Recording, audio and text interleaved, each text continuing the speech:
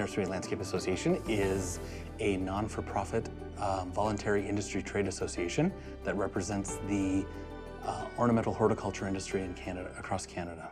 We provide training and development across the country for all three of our sectors, including retail garden centers, production nurseries, and landscape contractors. We provide local workshops through our provincial partners, and we also do in-house training where master trainers go into independent companies and train their staff on how to train better. For our industry association, human resources is the #1 strategic priority. 50% of our workforce is set to retire by 2020 in our industry. So we're going to have a massive influx of the need for low-skill and skilled training and management training to fill that gap. Most employers are under 50 employees, so the ability to have a toolkit to help them with their HR needs is incredibly important to the success of their small businesses. It really gives small business owners the tools they need to succeed in business.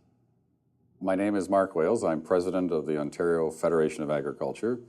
We represent 36,000 farm families in Ontario. I'm also vice chair of the Canadian Agricultural Human Resource Sector Council. Well, one of the big things for agriculture as a whole now, as farms tend to get bigger in the future, and that's a trend that we're seeing, farming is getting more technical and more complicated. One of the things that people are really going to need to look at is what are the training needs in the future? As I get to equipment that's a lot more mechanized or a lot more complicated, many people in my generation just don't have the skill set to deal with a lot of this technology. So we've got to hire on people with young people with a lot more technological skills than we have.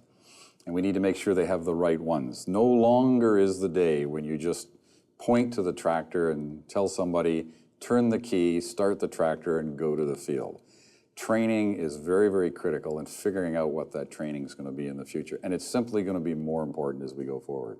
The Agri-Toolkit's it's a great help to farm employers and managers as well to help them deal with the issues that they're going to face in the years ahead.